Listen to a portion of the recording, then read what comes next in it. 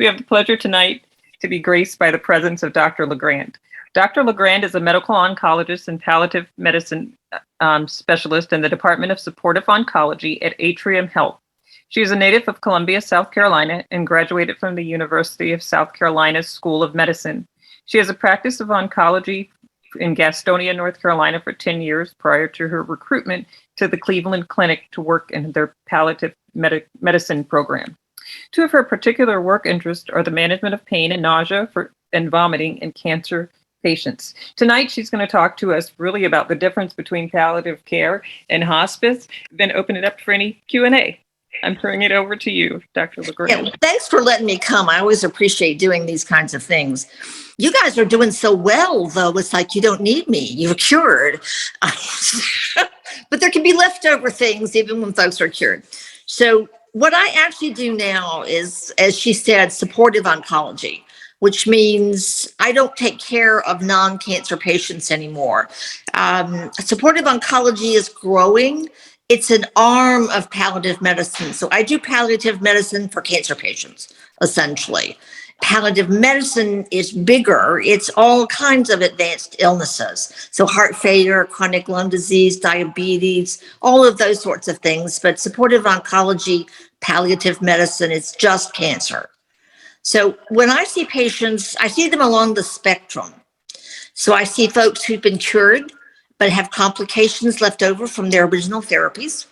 I see folks who are in active treatment and are dealing with issues related to either the treatment itself or the disease process that's there.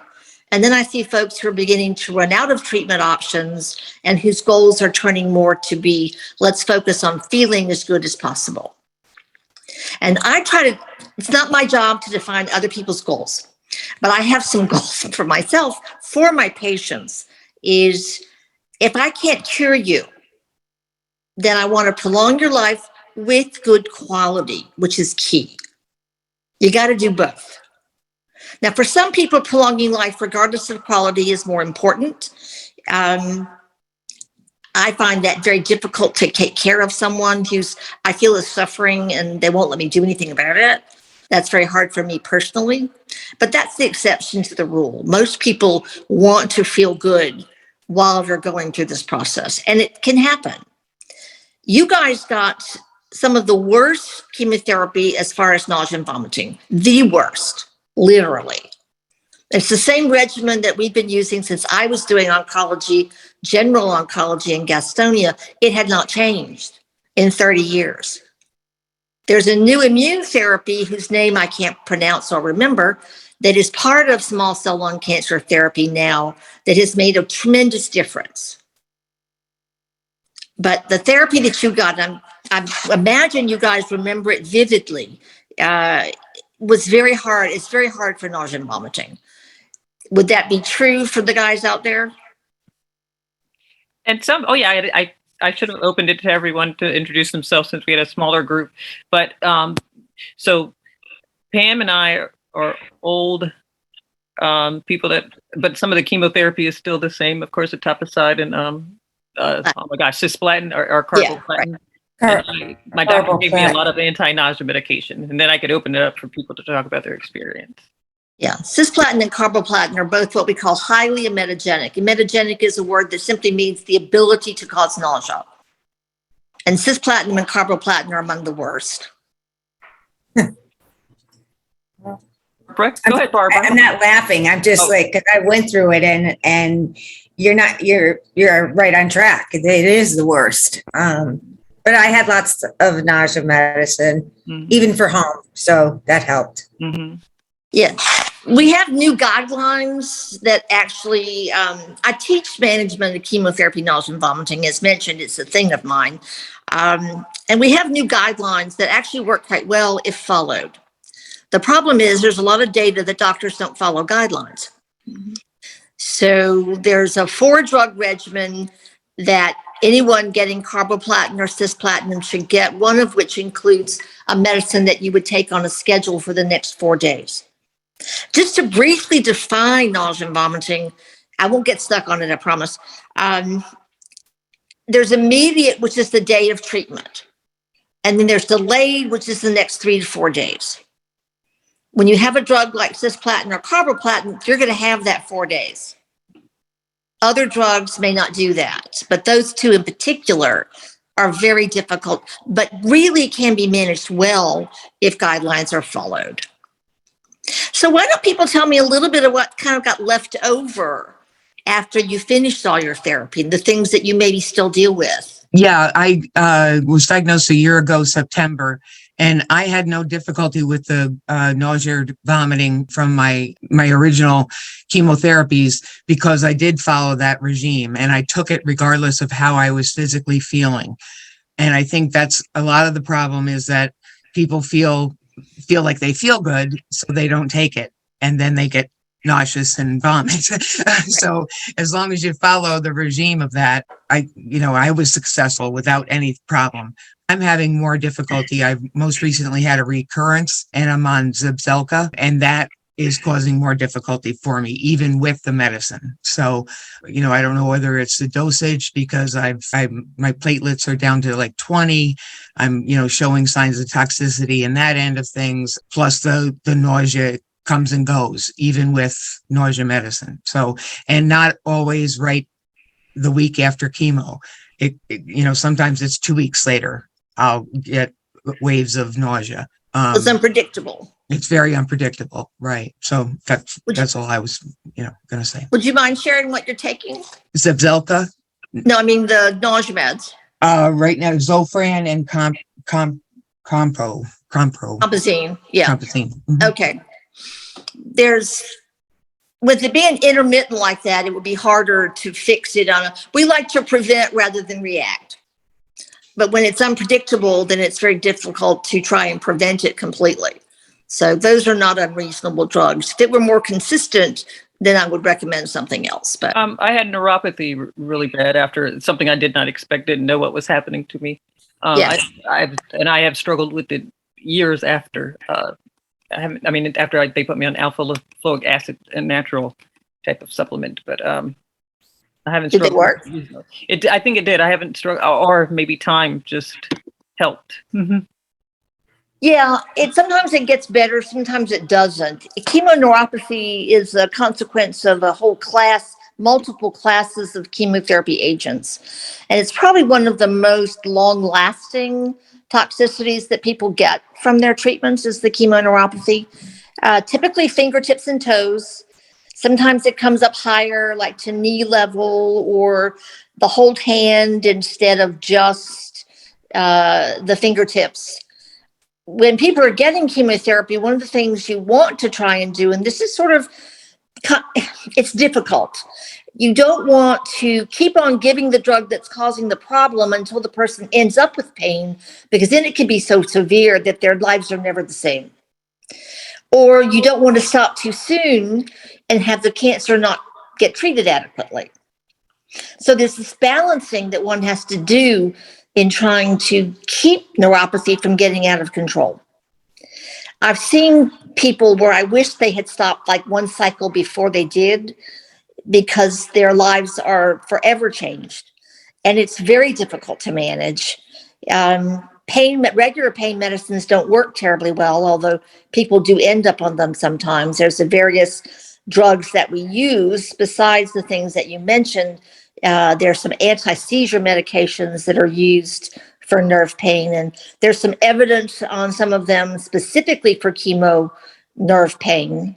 But it's one of our most difficult complications, and we see a lot of that in our PalMed practice. PalMed short for palliative medicine. It's just easier to say. So chemoneuropathy is one of the folks we see whose disease is fine, but they're left over with this terrible toxicity. Wow.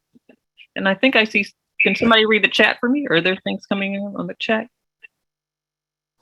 There were a few things that popped up that I couldn't read them all. Okay, let me see. Yeah, I'll read that. Okay. Rayanne and I are having a discussion about Zepzelca and Zofran and her reaction after 2 years on Zepzelca. That's it. Oh. Were you given pre-meds? I was given Zofran before the first. I've only had 2 dosage of Zepzelca. I go Monday for my 3rd. So, I don't know about what the long term, at this point, it's very toxic to me, blood level wise. My white blood cell count's down. My platelets are 0. I've had transfusions for the past 2 months. Yeah, they're going to have to drop doses. I believe so too. So that's No question. They're going to have to drop yeah, doses. I know. Right, that's a given. Okay. So Mm-hmm. Yeah. Wow. Oh, so this is another chemotherapy agent, the Zelpecta. Okay. It's Yeah. an immune, I think it's an immune therapy. actually. Lubanectidine. Okay. Lubanectidine. Oh, yeah. Oh, Congratulations. that's an immunotherapy. Yeah. Yeah, congratulations on pronouncing it. Yeah. Well, I think you were Don't thinking ask about me to do Tecentriq, anything though. else, right? So the first, I think Dr. LeGrand, you might have, I don't know if you were talking about Tecentriq though, because that was the first, I think it was Tecentriq in 2019. Yeah, yeah, I think that sounds right. Yeah. For the And that's given immunotherapy. first line. That's Yes, for given the- with the platinum Right. etoposide. I got a question of Dr. LeGrand. Gabapentin for neuropathic pain. Do you Right. prescribe that? Yes.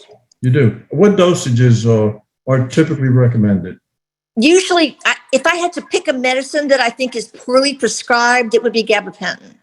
The Okay. starting dose should be around 900 milligrams, and it's an Nice. every 8-hour drug. Wow. Maximum dose is 3,600 milligrams. The evidence base for beginning to work is around 1,800.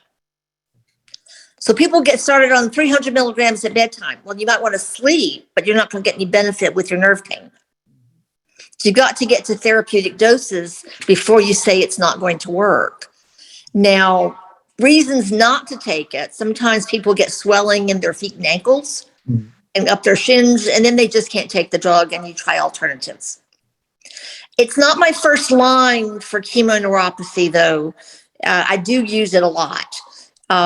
It is a drug called duloxetine or Cymbalta. It's an antidepressant that has some pretty good evidence specifically with chemoneuropathy.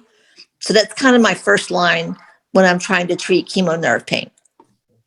But certainly gabapentin, it has a relative pregabalin, and all of those are used quite often underdosed though. Yeah. When I was going through treatment, again for non-small cell, Right. but I had neuropathy, and because I had surgery, and my primary care provider initially said there is an antidepressant that has been shown to help neuropathy. Right. And he said, so I think we'll do that. And then, as it turns out, I needed an antidepressant as well. So it was, 2 birds with 1 stone. Right. Palliative medicine is a great believer in that. We can sometimes be accused of polypharmacy, using too many things. So if I've got a drug that'll do 2 or 3 things at the same time, I'm going to pick that drug. So I've got a good one for nausea that helps you sleep, might help you gain weight, and can calm you down. Then I've got antidepressant that can make you less depressed and also work with your nerve pain. Then I have an antidepressant that might make you sleep and improve your appetite. So we look at that and try to find things. So if someone's depressed and can't sleep and needs to eat, well, then I'm going to pick that particular antidepressant rather than another one. So we also try to sometimes use side effects. So a side effect of weight gain for an antidepressant is not a good thing if all you have is depression. But if you're losing weight because of your cancer and you're depressed, well, then the side effect of weight gain can be helpful in my patients. So I'm sort of using it for its side effect as much as I'm using it for its primary purpose. Question. Does that make sense? Medical marijuana. What are your thoughts? Oh, I Medical was afraid marijuana. somebody was going to ask that. So, I'm not a big fan. Okay. There's actually a legal marijuana. It's THC, tetrahydrocannabinol, so it's the primary agent in marijuana. It's been available for about 30 years. It's commercially available. It's called dronabinol, or Marinol is its brand name. It came on the market years and years ago for chemotherapy-induced nausea and vomiting. And that's what it was FDA approved for. We still use it for nausea. We use it for appetite because just like smoking marijuana, you get the munchies. So the legal one does that as well. So sometimes not used as much as it might be. As far as the value of smoking marijuana, I think the data is still out there. I don't think we can say for sure that it's wonderful.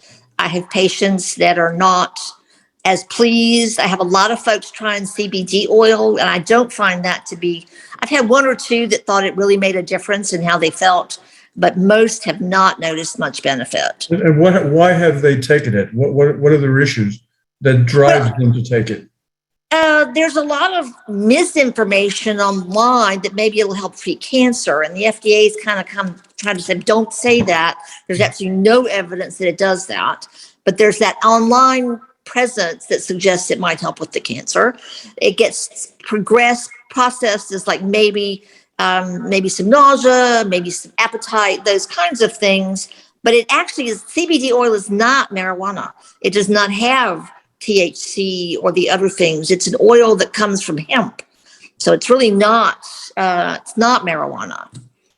But the legal one is available to anybody who would like to try something for nausea or appetite that falls in that family of receptors, proteins.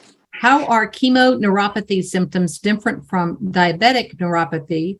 And question 2, does palliative care medicine include naturopathic remedies / treatments? So chemoneuropathy is not dramatically different than diabetic neuropathy, and the medicines we use were initially all tested in diabetic neuropathy, or what's called post-herpetic neuralgia, which is shingles pain that doesn't go away. So that's where most of the data lived with these drugs to start with. The mechanism of chemoneuropathy is also quite similar, whether you just get damage to the nerves at the ends of your fingers. What we call periphery is where you get the nerve damage rather than in the central nervous system. Because when you think about what it feels like when you have nerve pain, it tingles, it burns, you get these shooting episodes, which we call lancinating, like running down electric shock kind of sensations. Numbness is harder to do anything about, but the tingling and the burning and the shooting are where our medicines are working most often. So when you think about a seizure is a nerve in the brain that fires when it shouldn't. Peripheral neuropathy is a nerve in the periphery firing when it shouldn't. And it's telling you my fingers are on fire, or my fingers have electric shocks to them, which is a false message that's going to your brain. And so what we try to do with our medications is calm the nerves down so they don't send the false messages. And that's why the anti-seizure medicines come into play there, because we're trying to settle these nerves down so they don't fire as much, or they don't fire as strongly, so they're not as uncomfortable. As far as naturopathic medicine, not so much. The nice thing, the kind of amazing thing about the program here at Atrium Health, it's unique in the world, actually. We have a very integrated program. So we have palliative medicine, we have senior oncology, we have physical medicine rehabilitation, we have integrative medicine, which includes massage, healing touch, acupuncture, acupressure, supplements, all kinds of other things that will be involved in integrative medicine. There's research, there's all kinds of other chaplaincy, psycho-oncology. So all the things that could be involved with supportive oncology are kind of in this one place. So it does include integrative medicine, and we do use them. There's even some suggestion with neuropathy, but actual naturopathic medicine, not so much. At least not within the people that I practice with. We were at a lung cancer conference last month, and there was a pharmaceutical company there that shared a new drug that has been small cell, I think it's also breast cancer, but as far as lung cancer, it was small cell specific for pre-chemo. It basically protects, jump in. It protects the blood, the platelets and the blood cells. Right. So it does, it's FDA approved for small cell and like she said, perhaps some other cancers, but it protects the bone marrow. So you won't need something like Neulasta if your plate count gets too low, but it's given like during or just right as they're getting chemo, right? I believe. Not familiar, but sounds like a nice thing. Is this something that I would tell my palliative care physician, or is this something I would tell my oncologist and ask them about? Or it would be your oncologist. Okay. Because they'd be the ones administering it. Okay, So super. that would be the Thank you. route that I would take. And that's something that they're going to keep up with better than me. Is there a way to Okay. get the name of that drug before my Monday appointment? Yeah, it's So- Cosela. It's by a fairly new pharmaceutical company called G1 Therapeutics. Therapeutics, and they're actually in Raleigh. So They're a spin-off of the of UNC. That's very interesting because I definitely had to have Neulasta and Aranet. I had a red blood cell shot too. Interesting. So yeah, it's preventive. it's COSELA, Cosela. So, And everybody's thank writing that down. Yeah, I know. That's a good tip. Thank you. Thank you. Thanks, Well, Dr. LeGrand. No, FDA approved and commercially available are two very separate things. So whether it's actually, probably won't be available by Monday. Anything else from a question standpoint or things you'd like to hear a little bit more from me about? Well, I will, and then might spin some other questions. How does this, so, you might have a nurse patient navigator, depending on what type of center people are treated at. You might have your pulmonologist, you have a whole team of doctors. Now, how does can a regular oncologist do this, or is this a separate entity within the hospital? How does this fall in? Theoretically, a regular oncologist could do it. The problem with oncologists and palliative medicine is it's very difficult for them to learn anything that's very complicated because of how much they have to learn for their oncology training. I don't see how fellows do it anymore because there's so many new drugs. They're coming out every week. Keeping up with all of the cancers, which you do as a fellow. I got to focus on breast cancer only when I moved to the Cleveland Clinic, so I didn't have to worry about all these other things. But the fellow in training has to learn all of it. It has not been a focus of the American Society of Clinical Oncology to put much emphasis on the palliative medicine training of oncologists. That is beginning to change. So there is encouraging movement, so they should spend time with us. And so the basic guidelines, a regular oncologist should be able to manage uncomplicated pain, uncomplicated nausea. So the simple things, they should be able to know what to do. Now, uncomplicated pain gets a little more problematic now because of all the CDC stuff, and oncologists are afraid to prescribe pain medications. And there's data showing that oncology patients are not being as well treated as they were in the past because of people's fears to prescribe opioids. American Society of Clinical Oncology, the American Society of Hematology, National Comprehensive Cancer Network, and a whole bunch of other groups that represented cancer patients and sickle cell patients went to the CDC and said, "You have messed up our patients." And they went, "Oh, we didn't mean you." I was like, "Well, you should have said that." Because they didn't. They just said 80 milligrams of morphine is the max you should ever take. And, I have patients on that much, but I have patients on a lot more than that as well. So the CDC is actually changing the recommendations. So they're taking out all these maximum numbers and they're being much more collaborative between patient and doctor in trying to not limit people's ability to get pain control. So we see a lot of pain issues. Probably most often what I'm seeing people for is pain, not just peripheral neuropathy, but pain related to the tumors themselves. I would say that's the biggest group of people that I see are pain patients. And then you have pain patients who have other issues that go along with it. And so we try to treat all of those things. We like to be very holistic. So we don't just treat one thing. We like everything to be as good as we can make it. And then we focus also on spiritual dimensions and financial distress and getting social work and, trying to be as holistic as possible when we're taking care of people in the palliative world. It's almost under the care of the whole patient still. It's part of exactly. that. Right. You mentioned earlier about the carboplatin, cisplatin being used for the past 30 some odd years, in my case, consistent or simultaneous with etoposide. Right. Since not much has been done from an advancement perspective as to carboplatin, etoposide, et cetera, what advances have taken place in the palliative care arena over the same 30-year time span? I would say not a dramatic amount, but what's happened with palliative medicine is there are more people doing it. There still aren't enough. We have a few new medications, so some of the nausea medicines are relatively new. We've made significant advances in managing chemonausea and vomiting when it's done correctly. Pain control, there are some new medicines that we work with. There's a drug called buprenorphine. which is used in opioid use disorder, but we're discovering it's actually really good for people who don't have opioid use problems, but just have pain problems, nerve pain in particular. So yes, it's covered by insurance. I think the biggest thing is for people to recognize that it's necessary. So when I first started practice, I was doing palliative medicine. I just didn't know it was called that because it was very important for me to have my patients not throw up. It was very important to me to have my patients pain controlled. So I would go into the Oxford test book of palliative medicine and see how to do things, and then I would do it, and it worked. So I was doing pain control with pain infusions and all kinds of other things that I became very comfortable with prior to my move to Cleveland, where the first palliative medicine program in the world was started. Actually, not in the world, in the US, back in 1987. So it's been around quite a long time.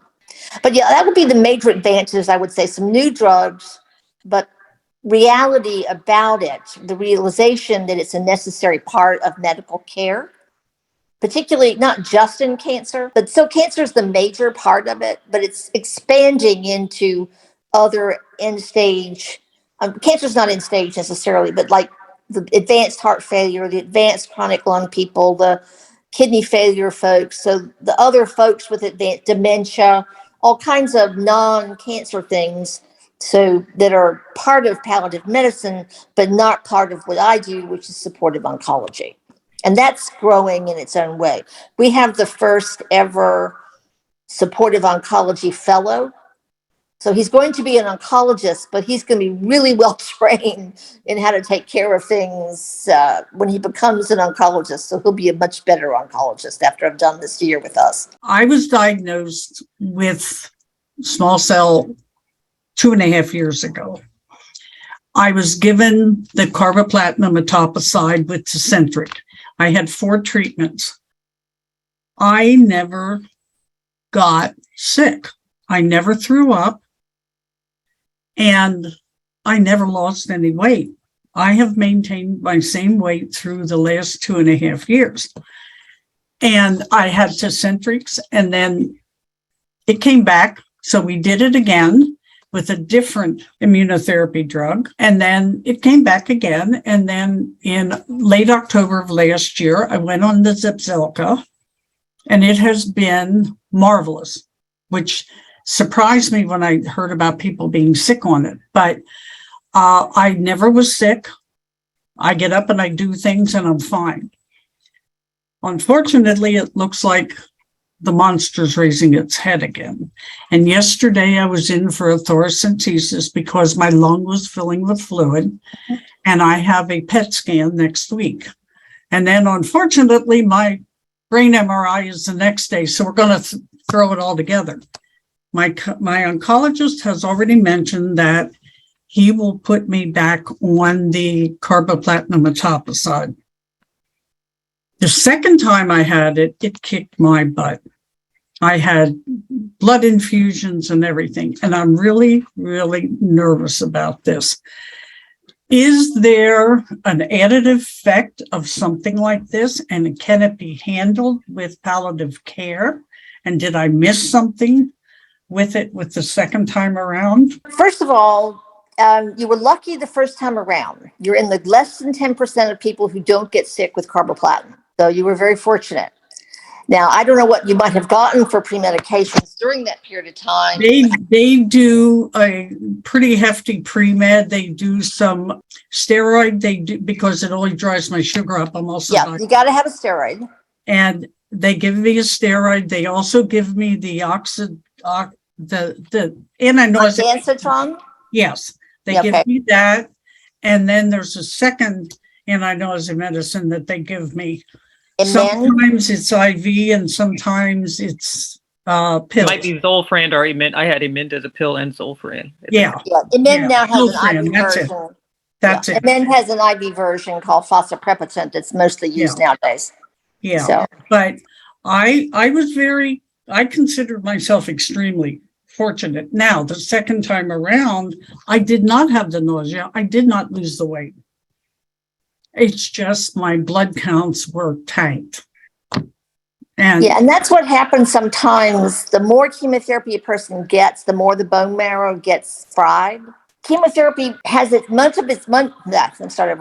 many of its impacts are on actively dividing cells. So cancer cells are actively dividing, which is what a PET scan looks at, is which cells are eating glucose. right, So that's what how PET scan tells things. So these are cells that are growing, that are using sugars, and the chemotherapy, because they're an active cell, can get in and disrupt them from a genetic standpoint and kill them. But there are other cells in your body that are rapidly growing, and the most common ones of those are the ones in the bone marrow, where you're constantly making red blood cells and white blood cells and platelets all the time, because the red blood cell's got to last about 120 days. So if you drop it down when you get the chemotherapy, okay, it takes a while for the bone marrow to recover from its being hit. And the more you hit it, the less well it recovers.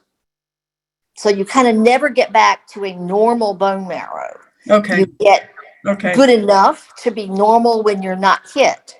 So it doesn't matter whether I was on the carboplatin etoposide or I was on Zepzelca, because they're both going to affect my bone marrow. Right. Well, I'm not so sure about the Zepzelca because I don't know about that one. I was looking it up briefly before we got started to see what was being done now for second line. I didn't read enough about it to be intelligent. And my cancer in my lung disappeared. Yeah, and that's... I recently had a spot on the one rib and on my vertebrae. And they said, well, it looks like it might be spreading. And then when I got this fluid in the lung, they said that's usually an indication that, and they couldn't get a good image from the CAT scan because of the fluid, which is right. I had the thoracentesis, now I'm having the PET scan to see what it really looks like. What are they going to do about the fluid? Oh, they did thoracentesis yesterday, 800 milliliters gone. Yeah, but if it comes just back. Tapped me and, in the OR, tapped me and pulled it out. And I had that before. And when I first had it, I actually had a semi-permanent drain that my husband was my nurse and drained out fluid. Oh, the Purex. Yes. And I don't want to go back to that, but I do feel better now with my breathing. Well, I don't mean to be negative, but if your cancer responds terrific, the fluid will stay gone. But if at some point the fluid starts to come back, you will probably need that catheter back again. Right. So, and I'm crossing my fingers and saying a lot of prayers that we're not, but we'll do what we have to do. Sure. Then on top of this, I started with rapid heartbeat and AFib, which I never had before. And it's like, well, for heaven's sakes. So I have nasty arthritis. I have spondyloarthritis. I can't be on an NSAID because I'm on a blood thinner. Exactly. So I'm like, what on earth do I do now? Tylenol. Well, to be quite honest, in situations like that, regular ordinary pain medicines can come into play. Okay. What do you do for the person who can't take nonsteroidals, for whom Tylenol doesn't work, who's in severe pain? Right. You just say, sorry, tough it out? Sorry and take it. Yeah. Generally, that's not the way we look at it. We prefer not to, we're not specialists in managing non-malignant pain. Right. But if I've got someone who's got malignant pain and non-malignant pain, I'm going to work on both of them. Right. Rather than leave them on something that doesn't work. Trying to be a good girl and go along with the program. But I know if it gets bad, I will have a breaking point. Well, and that's and I have medication that I'll rely on, go back on. Have you ever used like the Voltaren gels and things like that on joints? I did, and it didn't help. Didn't help much. Didn't help me at all. I do use lidocaine, CBD oil with turmeric, and that has helped. Okay. My rheumatologist has me on gabapentin. I've been taking gabapentin for a number of years, and that helps. So I've got a couple things that are working for me, and this is just 3-4 days of eliminating the NSAID. So we'll just see where we go. But it's not right now. My mind is not in a very good place. Sounds with like all it. of these balls that are up in the air. Well, then what I tell my patients, particularly when I was doing breast cancer, but even still, we have the same conversations. A new diagnosis or a recurrence is a grief process. Mhm. It is like a death in the family. Yeah. There was the life you had, and then you have the new life, which is different. Right. The word is in your memory banks. It will never go away. Even if you're cured, there's the Right. life before and there's the life after. Correct. So there is a grief that one has to go through in terms of adapting to a recurrence or to a new diagnosis. Okay. And then you kind of get back up on your feet and you Right. move forward. Right. But you get kicked back initially, and you just have to allow yourself to grieve. Yeah. And I think a lot of people here have been kicked back. You know, Yeah. it's not something that is unique to Rayanne, and it's something that I will go through and I will take care of. It's just right now, I wish I wasn't having to do that. So Sure, of course not. We wish you weren't either. I have a great team. I'm at Hershey Medical Center, their Cancer Institute. I have a great team there. I have a rheumatologist that's great. I have a cardiac doctor that's great. I don't know what I'm complaining about. Well, you're entitled. I just wanted to know if there was any evidence that, and you basically answered that. When your bone marrow is fried, it's fried.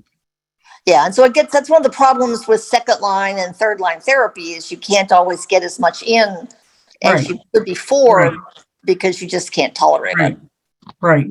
So Now they seem to think they would do some adjustments of dosages and Right. stuff to make sure that it wasn't as horrible. yeah, But- well, that's a have to. Yeah. So you can't continue to give a medication that puts a person at life-threatening risk every time you give it. So if the counts fall too low, then you have to drop the dose. Right. If the counts don't recover by the time of the next dose, you have to drop the dose. Right. Okay. You have to modify for toxicity, but you can't put someone in a life-threatening situation every time you're doing it, unless it's like a leukemia or something like that, or a Sure. bone marrow Sure. transplant. That is dosage like is quite threatening. different. Yeah. Right, because you just Yeah. have to, you wipe their bone marrows out anyway. Now, if your bone marrow is fried, I kind of got lost. Well, Okay. fried is not a good word. It gets fatty, fat cells. It always has fat cells in it normally, Right, but the right. percentage of fat cells gets higher. Oh, okay. You confused me because I'm saying if it's fried, that means it's gone. So No, it's not completely gone. It's just not as robust as it used to be. And I also have another thing. I went through chemo. I was told to get ice bags and put on my hands and put on my feet. Right. And thank God it worked. And I did not get any therapy. Yeah, that is something that some people try to do. It's kind of awkward. But And if you it also, saved me, I was going to do it. And I Sure. did it. right.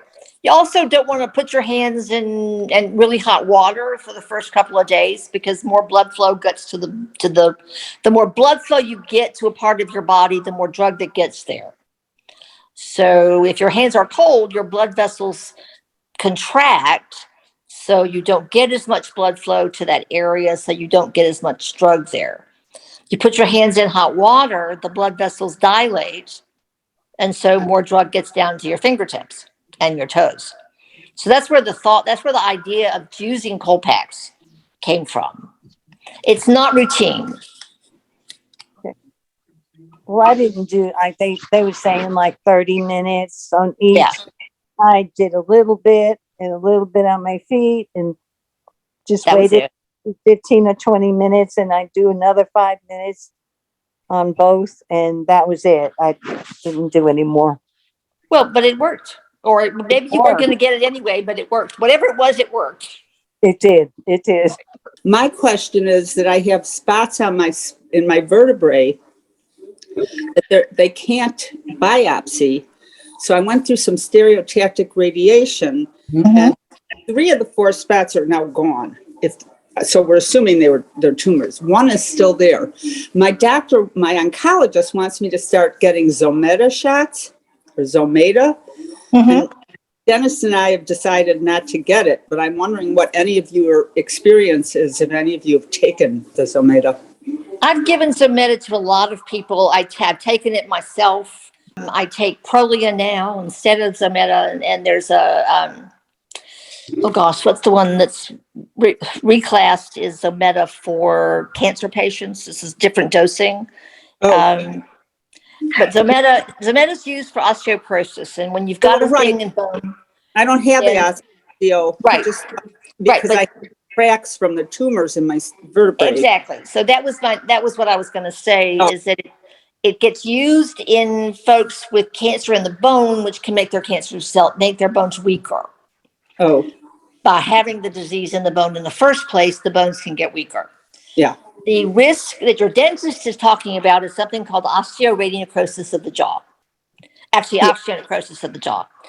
And you get a bare area on the jaw, which can hurt, and then it can get infected. And then ultimately, it generally will get better. We didn't even know this happened until we started using these medications routinely in patients, breast cancer patients, and a cancer called myeloma that have very heavy bone involvement. So we started using these medications routinely, and then suddenly this complication popped up, and nobody knew anything about it. What we started doing then was to have people do, because most of the people that got into trouble with it had active dental work done while they were on the drug. So what we do now is have all the dental work done first. Once all the dental work is done and everything's in, and we're not talking cleaning and doing a cavity, we're talking root canals and I just things. Permanent crowns put on today. So my dentist and I talked about it. And I might need to have 1 or 2 more crowns replaced. So crowns are not a big deal. But what you would just do is, because then again, it's not getting involved in the gum. Mm-hmm. It's when you start to do things to the gums themselves when you can get yourself in trouble. But you certainly because people that are on it sometimes have to have major dental work done, and you just hold it for a period of time. It is a real complication. It does not happen very much anymore since we do all the dental work first. Okay. So I would not use that as a reason not to do it if there's another good reason to do it. One spot in one bone, maybe not. Okay. Because I've kind of decided my next scans are next week. So scans I'm getting in, of course. I've been in remission for 3.5 years. Which is remarkable. They had me scheduled when I come in for my labs to also give me the Zometa, and I've pretty much decided against it for now. And actually, you're kind of reinforcing my idea to wait and know that the option's there if I need it. Yeah, I wouldn't feel strongly about it right now. I've done a lot of Zometa, and Prolia is the one that, like I said, I do myself now. Not to myself, but with Zepzelca. That was the one that I have the experience with. Is that the one you're asking about? No, I've heard, I know of several people with small cell lung cancer who are on it, and most of them don't feel they've had success with it. Do you feel like it's helping you? Oh, absolutely. Okay. Absolutely. When I had a second tumor appear in my lung, and when they put me on Zepzelca, both of them were indistinguishable. Oh, excellent. Okay. Yeah. I went along, and it was almost a year now, and I went along with that. I didn't have any issues till 2 months ago, where these spots, the one on my T12 vertebrae and the one on my rib, and we did targeted radiation, and it looked like it was effective. I was not sick with Zepzelca. I didn't lose my hair. I would go do treatments, and we work part-time at dog shows, and we travel. I'd get my Zepzelca, get my Neulasta or the Onpro, and come home on Tuesday, and we'd leave on Wednesday and go work 5 days at a dog show. We work 12-hour days. So are you saying, because I was having to get Neulasta when I was going through my chemo, but like I said, that's almost 4 years now. Are you on maintenance? Because my thoracic oncologist he just keeps telling me I don't need any kind of maintenance right now because my main tumor has stayed so stable it shrunk from 8 point something down to 2.3 centimeters. So Yeah, there's not really maintenance maintenance for small cell. Yeah. Yeah, it was just keeping the wolf at bay as far as that's what I looked at it as. Yeah. I was doing very, very well with it and had no side effects. And if it was keeping the wolf at bay, that's fine. Yeah, Because but that's it comes back very quickly. That's a different situation. So with small cell, you get 4 cycles to start with, and that's it. You're done. Yeah. We used to do more than 4 days of radiation. Yes. Yeah. The radiation comes into play there as well. Yeah. So, and you don't get anything else unless something happens. If something new happens, the cancer comes back, then you go on more therapy.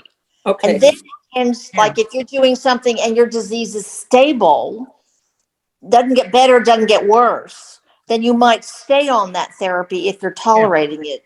And that's what happened. Yeah. Exactly. So you didn't necessarily make it all go away again. Right. But it stayed better, and you stayed on the medicine to maintain that.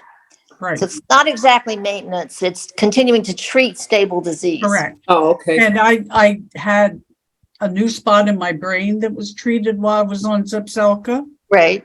I had one treated on the carboplatin etoposide, the second round of that. Mm-hmm. So,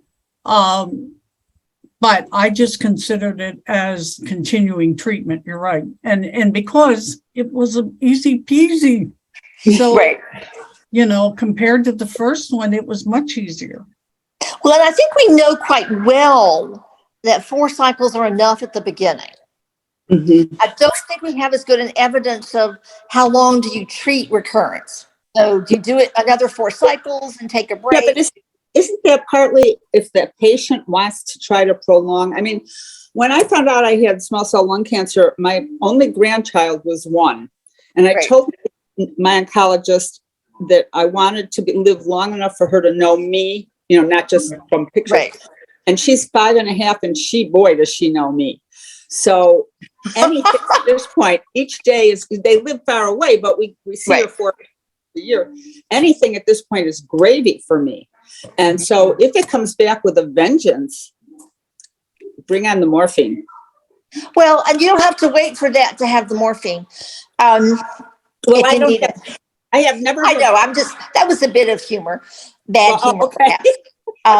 But no, I think that is what we talk about, goals of care. So we do a lot of that conversation within palliative medicine or supportive oncology is what are your personal goals? So I could say to you, I have this wonderful therapy. It might make you feel horrible, and it's got maybe a 10% chance of working. Let's do it. And you might say, oh, no, thank you. 10% is not enough if I'm going to feel horrible. 10% and I'm not going to feel bad. Well, maybe so. So it becomes a value judgment for you and anyone in this situation is, what is it worth to me? What am I willing to go through? What quality of life is acceptable to me to try to live longer? So, and that becomes a discussion. So maybe first time around, yeah, let's go for it. And the second time, yeah, I don't know, that wasn't so good the last time, maybe not. And so that's kind of a progressive discussion of goals of care that happen each time something new pops up. Then you have that same discussion. Where am I in my life? What am I willing? What's important to me? Am I going to mess that up if I do more things? Is it important for me to be able to feel well and travel and treat my pain if I need to? But that's the discussion that comes up in a situation like yours, where you decide what your values are, what your goals are with therapy. And a matter of fact, I just added that statement to when I was working with somebody with the clinical trial and say, that is a discussion you have to have with your doctor and that everybody has a threshold.